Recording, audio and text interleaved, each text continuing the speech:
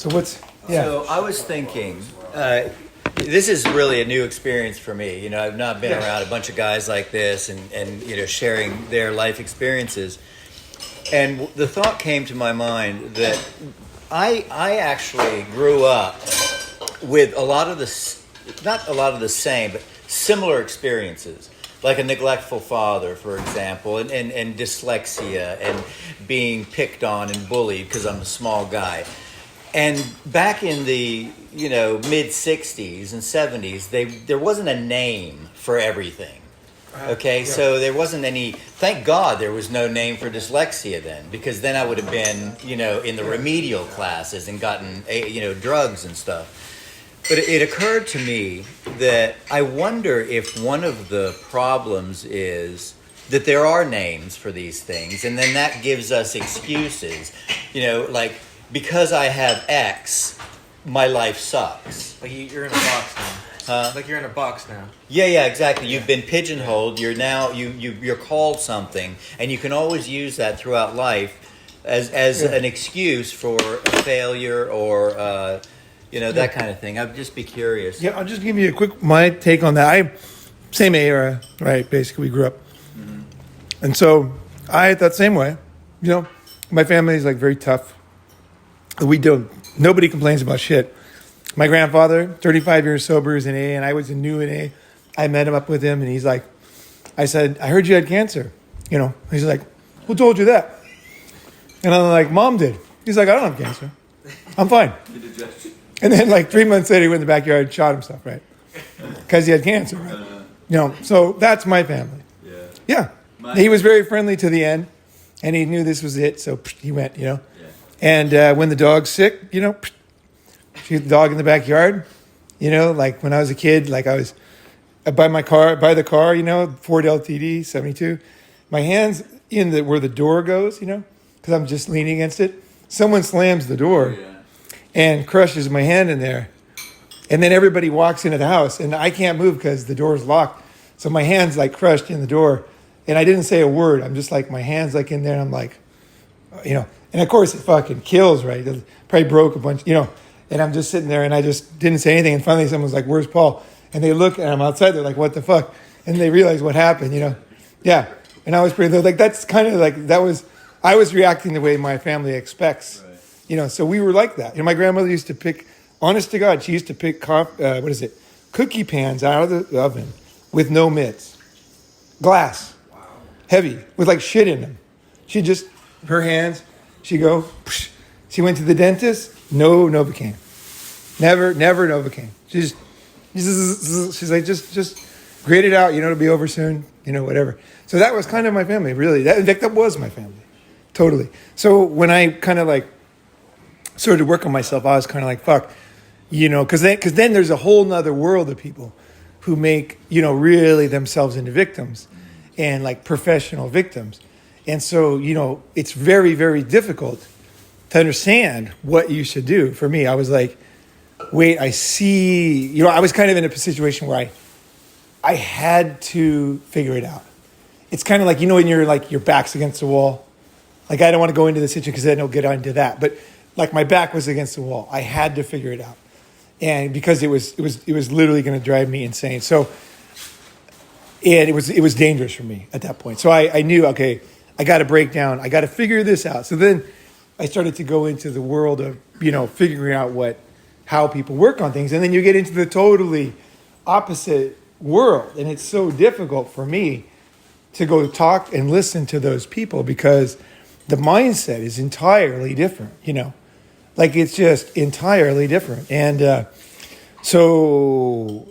also they're wrong about stuff too, So I was like, it's really hard to, kind of take the good out of there.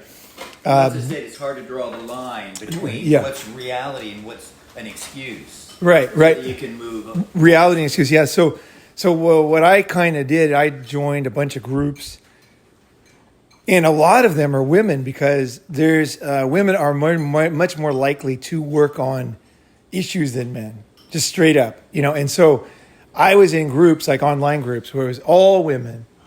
And it was really difficult for me to be there because I wasn't. There was other guys there, but they were weak guys, right?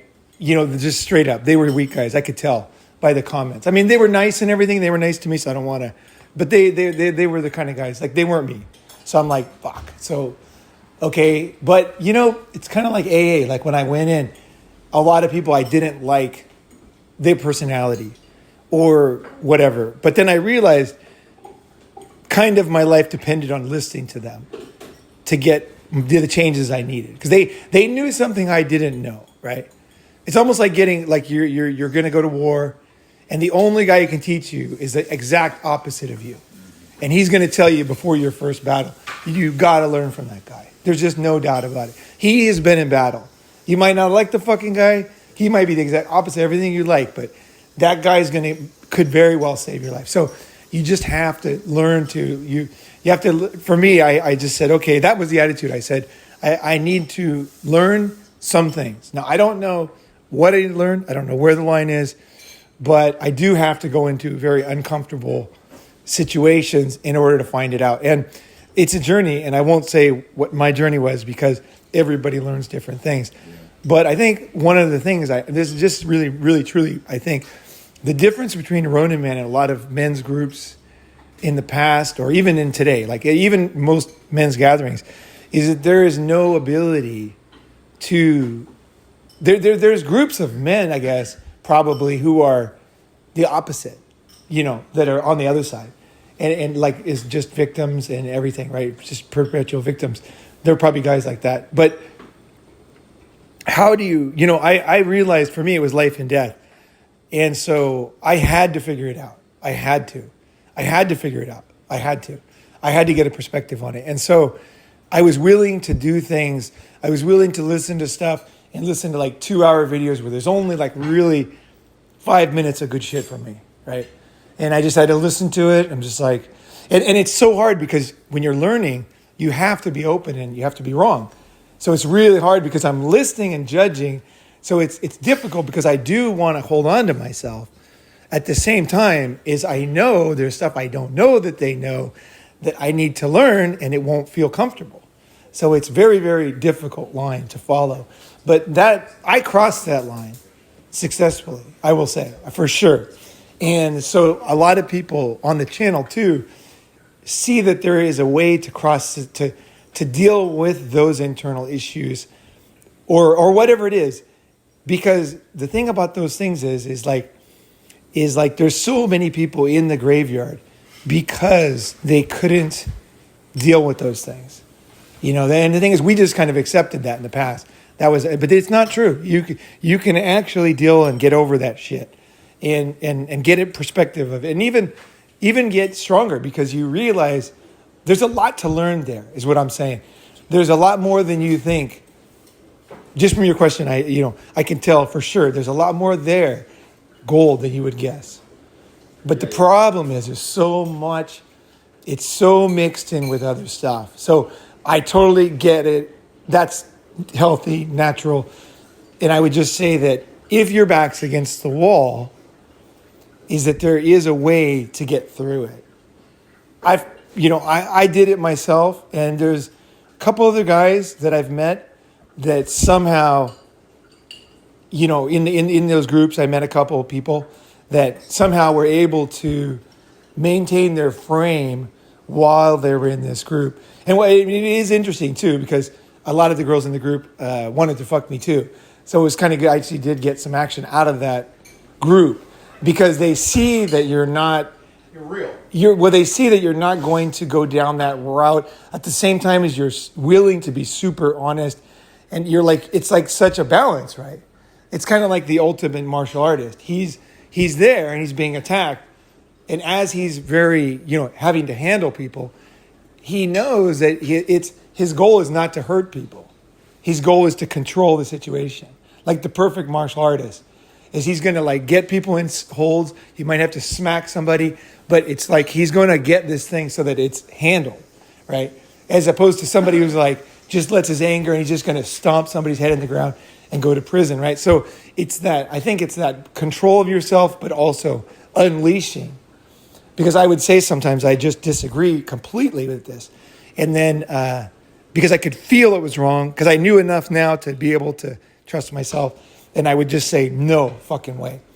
And then people would say, yeah. And then finally somebody would say, well, actually, you know what? I went through that and I know exactly what you're talking about.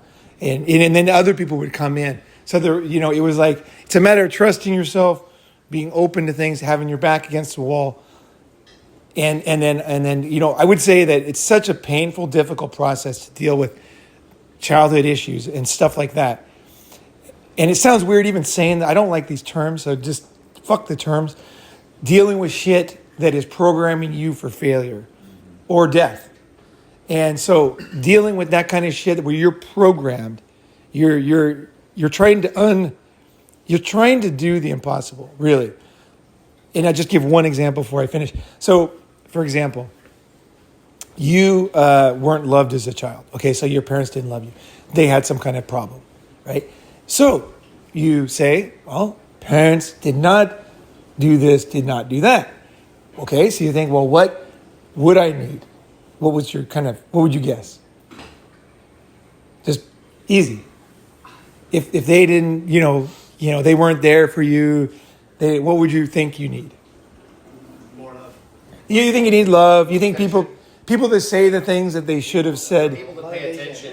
Pay attention and know Yes. what their needs are, then reflect them back, and then help you in getting those needs. Right. Just to kind of do essentially what you think naturally would be. I need what I didn't get. Right. Okay. The problem is that doesn't work. That it doesn't work because when you're a child, your brain is developing, and so it develops around the environment you're in. Okay, so if you're in a very, very violent, war-torn area, your brain develops with a totally different understanding and way to navigate the world, right? And so it's not just that you didn't get it back then and now you cry about it. No, that doesn't work. And even if everybody around you, this is why so many guys tried this and didn't work, because they'd be like, yeah, I didn't get that. And so they're like, well, I need it now, naturally, right? Fuck, I need it now. Just give it to me now and I'll be fine. And then they're just like, they turn into like what you would expect, just never ending, trying to go have people tell them, and they're like, yeah, and then talk about it. It doesn't work. You have to actually go back and you have to understand what part of your brain did not develop. And then as an adult, you have to learn how to develop that part of your brain, which is a very difficult process, because your brain, I'm not talking theoretical, your brain actually develops physically. Neuroplasticity. Yep, neuroplasticity. It actually develops a certain way. So it's missing some steps in the staircase because those were too dangerous, so you just don't have them. So it doesn't, you need somebody who knows enough to go in and say, how can an adult develop that thing in themselves, and how did other people do it? And it's a totally different way of doing it. So it's not like you would expect or what you hear. You have to think very logically as a man. How would you develop that as an adult, and how do you deal with that? And also you have to go back and really understand how it affected you too, and how it affects your life, because it's sad, but when you are, let's say, abused, you are very likely to abuse other people. Yeah. It's very likely. And they don't talk about that. Yeah. It's always like you're a victim.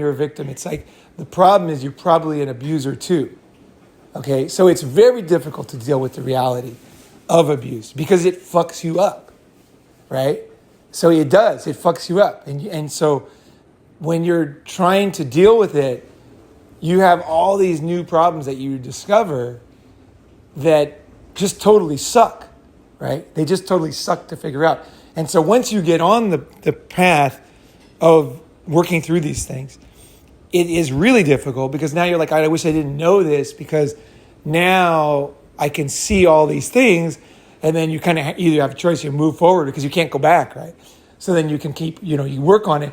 And then what happens, I can tell you this, for me, it took, I guess everybody's different, but I would say I started working on these issues 3 years ago, 3.5 years ago. I probably, in my own way, without knowing what to do, because I figured it out. I figured out how to use what's available, and what I needed to get for free, what I could pay for, what I could figure out on my own, and then that was about 4 years ago when I started to try to figure it out, and it took me about a year to find a couple, usually guys, but there's a couple of women actually that are very good, where I was able to start to realize that that I would come out the other side better, and through it, you're not stuck in it, but actually understand myself better and be able to fix those things in myself so I don't repeat the circle of either, falling into something, or the reason why people become abusers is because they say, well, look, it's not like a mean thing. You're just like, no one's going to ever have power over me again. No one's going to fuck me over. Like, I'm going to be up here now. Fuck you guys, right? And that's the kind of start of what happened to the parent that abused you. So that set this in motion. So the key is you have to be the person who can work through it, face themselves at the same time as face very dark things, like super difficult to face things. I would say the positive part, even in the middle of the process, it's the same as a really bad trip on psychedelics, where you're you're going into like the darkest shit. And the thing about that is that you are now, everybody's going to have a different experience, right? You're going into that. It's because it's in you. You know what I mean? There's something there that you're having to deal with. And so it's like there's good and bad to it, because the good is that you would have never known that if it didn't come out, right? So now you can deal with it. So the way I look at it is this way. I say, hey, look, in the end, I believe, and at least this is the way, I don't know if this is entirely true, but this is the kind of thinking I use that really helps me, is I say, you know what? You know every fucking thing. At some subconscious level, you know kind of everything. Okay? So like if you, let's say your parents both did not love you, right? Super difficult to really face, like at first, because you think it has something to do with you. It actually doesn't. But, you're like, oh, they didn't love me. And then you think, well, I'd prefer to have a fantasy about one of them because I want to have some love. I don't want to be a depressed person, And then, the other one you can focus on, right? But then at some level you can, this is just a theoretical example, but definitely happens, right? And finally, you're going to find things that are easy to deal with because you didn't like the person. And there's other people who were kind of quote unquote nice, but you figure out how they fit into the system.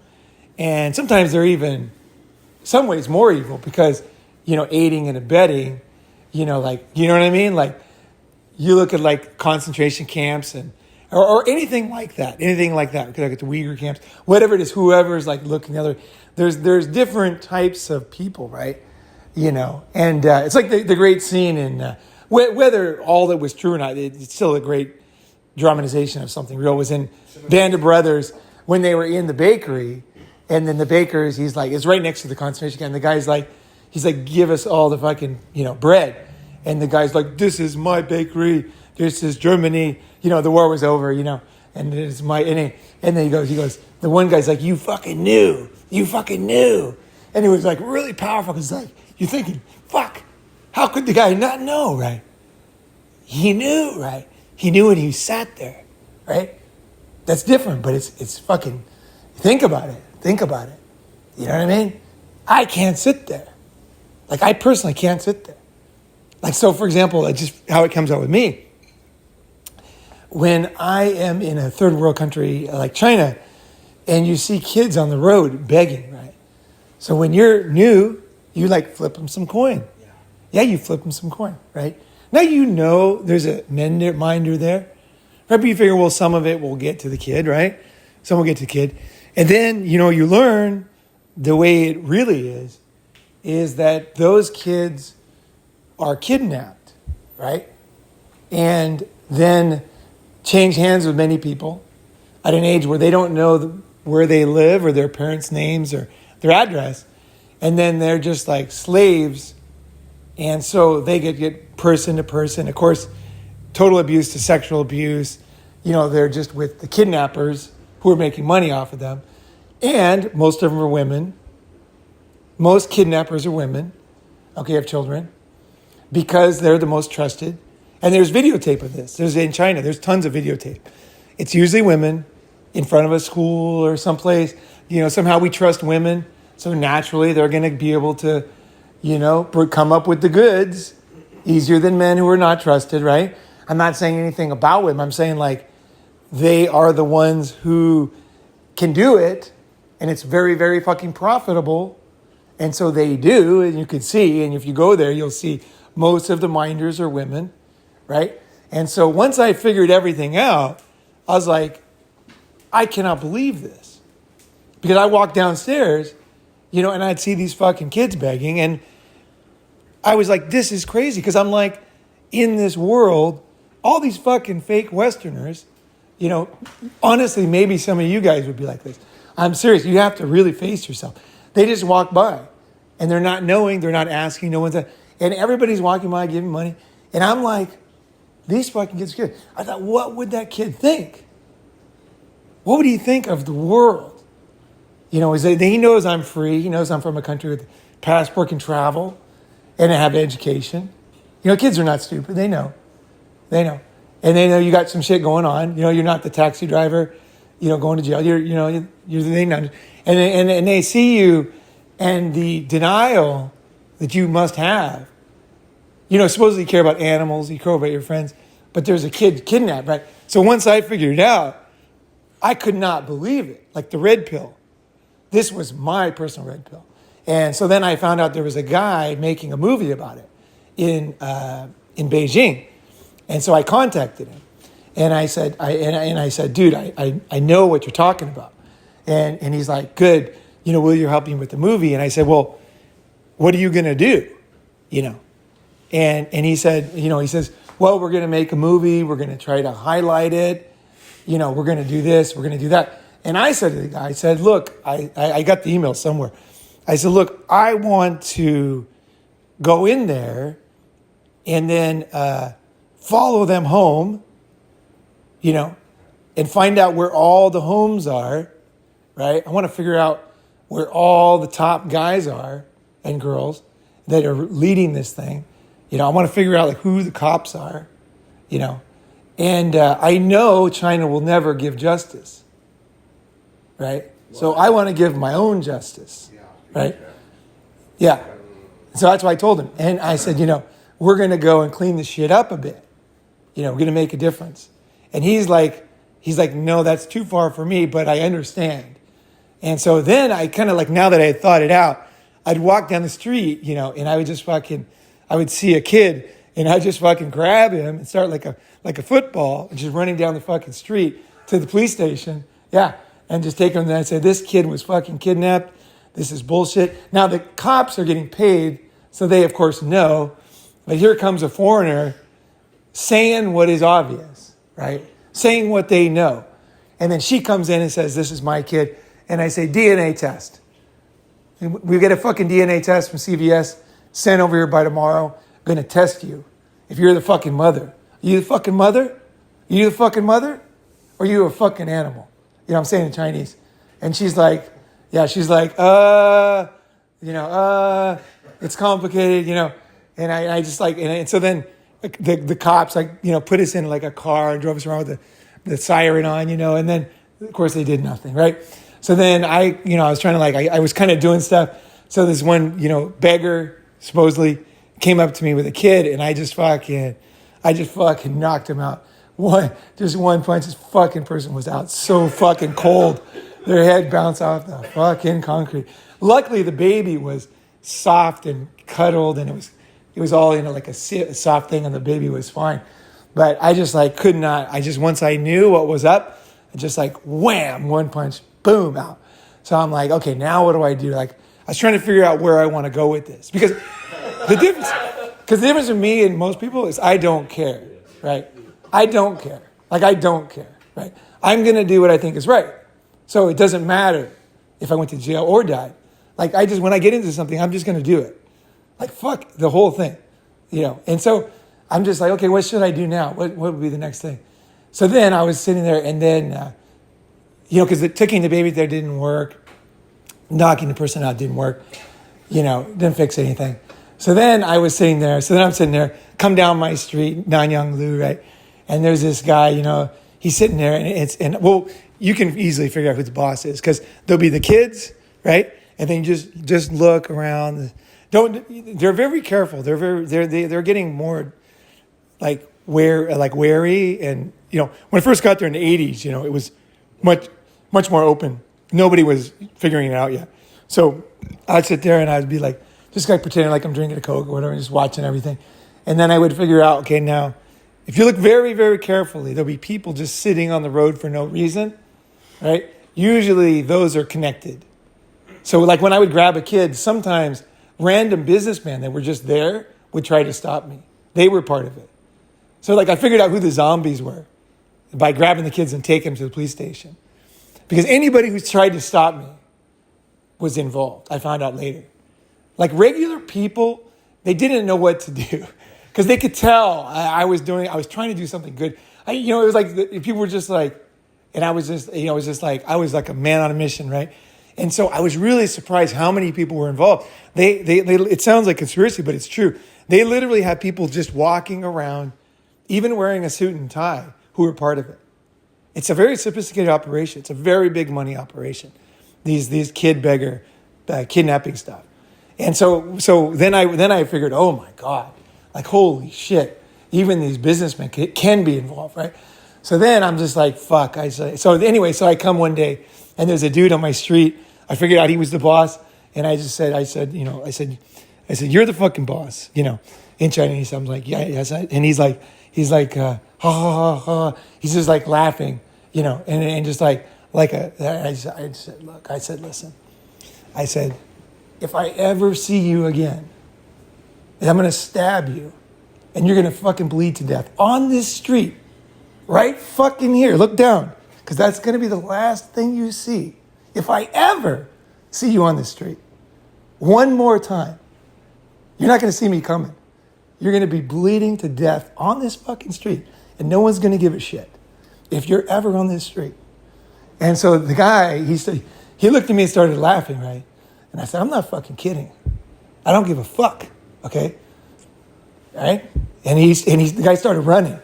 So he started running, and I grabbed a rock, and I just winged it at him, right? And it just fucking missed him. Just missed him, and it hit a taxi. So imagine this. You got this beggar guy running towards the taxi, and the rock hits the taxi.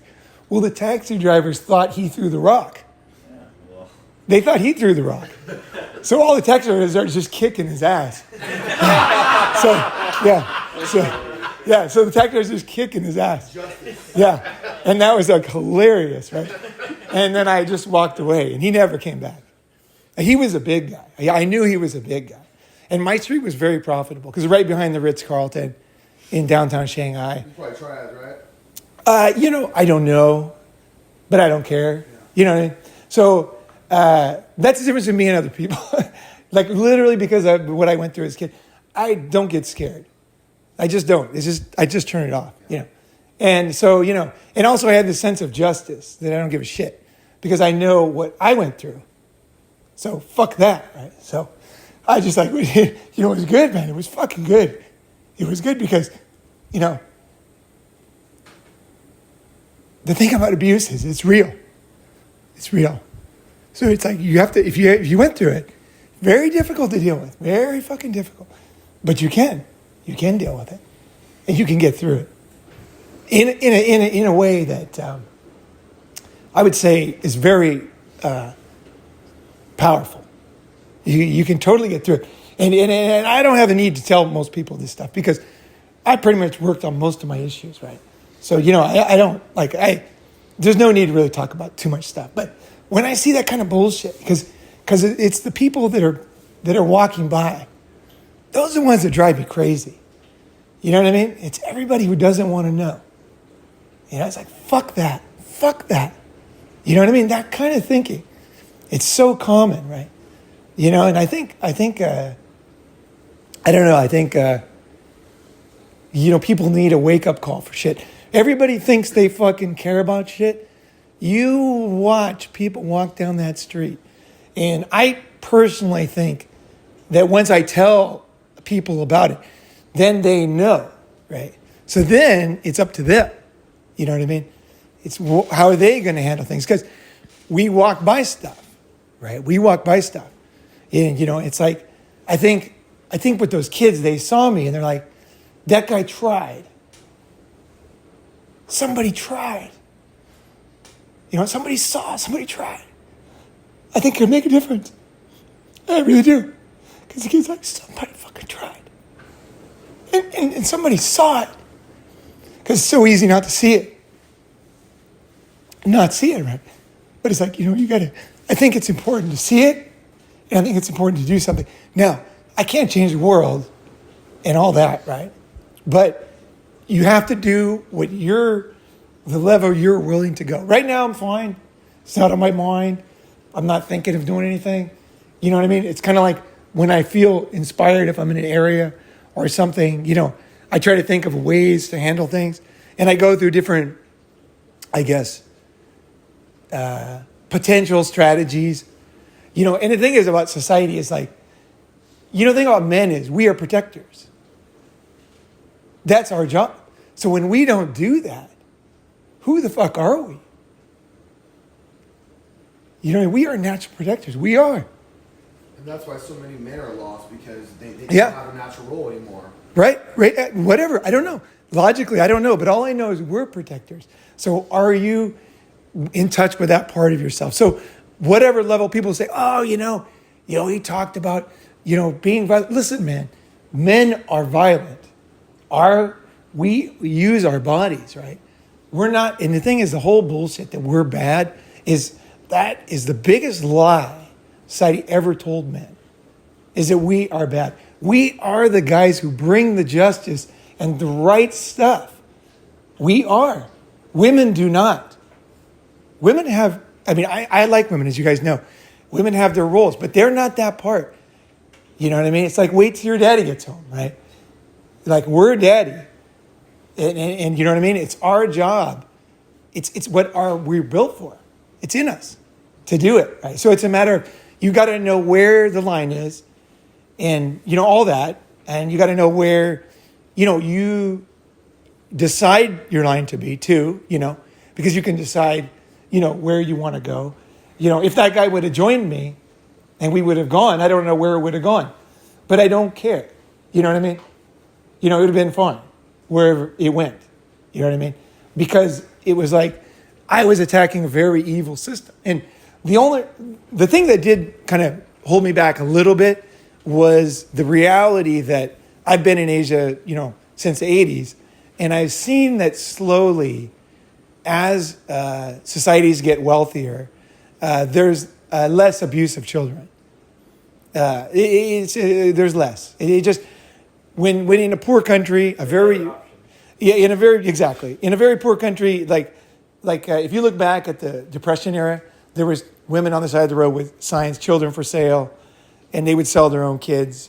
You know, we still have black and white photos. You know, there was like things like that in our society. I think every society was the same when it comes to this kind of stuff. It's just that we have advanced, right, faster than some other places. So we see things differently. And as you advance, fuck this idea that advancement's not real or it's not good. It is very real. And as you advance as a society, what happens is, and as a person, is that you're allowed to care about things you couldn't care about before. Because when you're really, really poor, you need food, you're not evil for doing whatever it takes to get food. It's like the key is to get people out of poverty.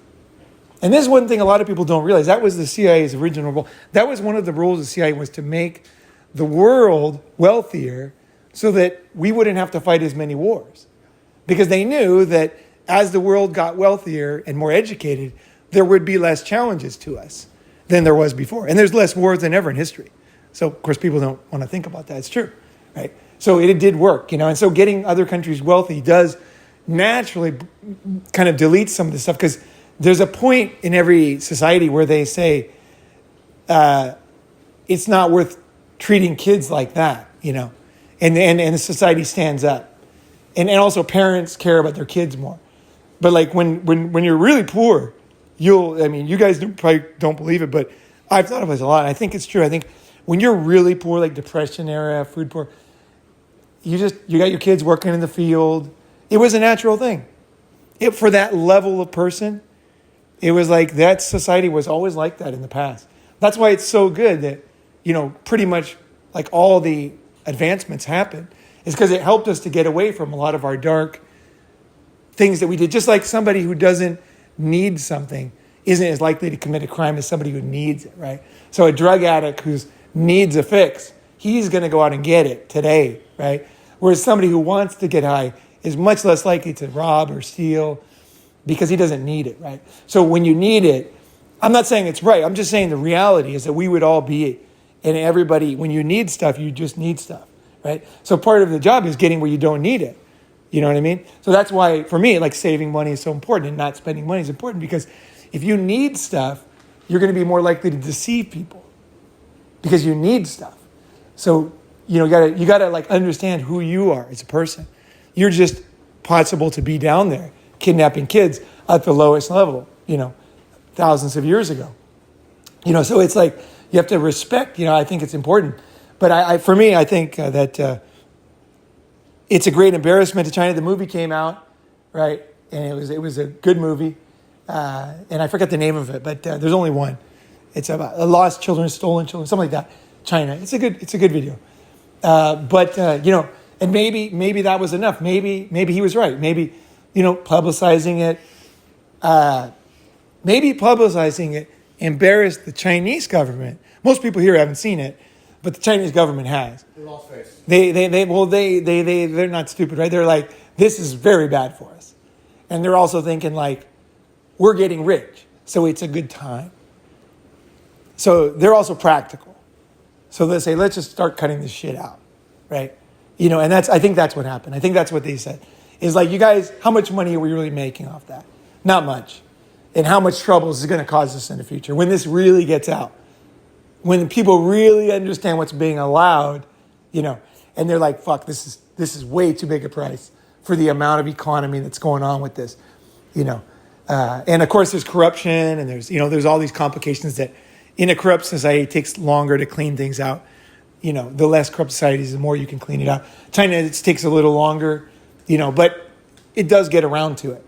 And I think that it's kind of what's happening now. So it seems like it is getting better. So just so you guys know, like I think the kidnapping thing is getting better, but it's even worse than what I'm saying, because they also, of course they cover them in acid too in some countries. Not so much China, actually. They don't do the acid thing in China. But in some countries, they'll tie their arms in weird positions and, permanently disfigure them, to make them, so they get more money, right? So there's that. But I don't think that's the big thing. I think people focus on that. I think the big thing is taking kids, away from their parents into a life of insanity, like just from a happy home to the next day hell for the rest of their life. Like, that's just fucked up. That shit cannot happen. They throw acid on them or whatever. The acid's in their brain. They're getting acid thrown on their brain. You know what I mean? So it's like, who cares? Honestly, I don't even know how much pain these kids are in, but they probably don't know either because they don't understand what's happening. But it's so bad that who cares, right? At some point, So anyway, so that's my take on it, is that there's different levels, right? And there's emotional abuse. Men tend to be physical. Women tend to abuse emotionally. And every study I've ever read, and I don't mean this is not a one-up, it's not a thing, but every study I've read and emotional abuse fucks a person up more. Much more than physical. It's a more powerful form of abuse. It's a total crushing of the inside of the person, right? It's a total fucking up. It's a total change of all their skills. It's a nightmare. Whereas the physical abuse, it's bad, but usually there is an emotional abuse there's usually physical abuse, or the emotional abuse is so bad that they hurt themselves. You know, people do that, you know, and so it just happens. Physical and emotional, they're together. They're really together. But emotional abuse is definitely the one that really fucks people up. Believe it or not. You can read the studies. You can read about it. It's very complicated. But I think at the end of the day, the emotional stuff, it's, I can take a punch.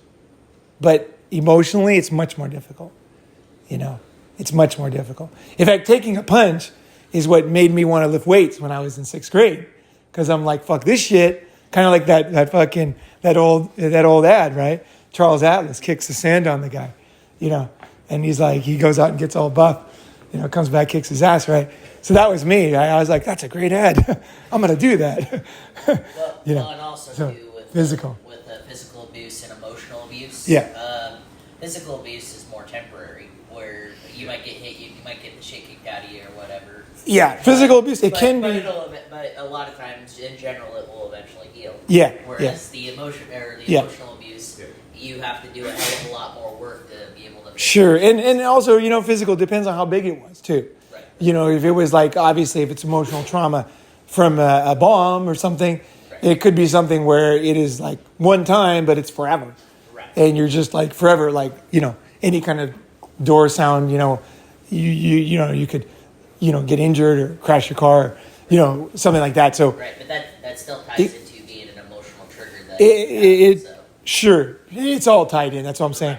Yeah, it's all tied in. It's all tied in. But anyway, I just say that, you know, dealing with the more ugly stuff is not being a victim. I don't think it has to be, you know, like I'm not a victim. You know what I mean? So I don't consider myself a victim at all. But I have dealt with some heavy stuff.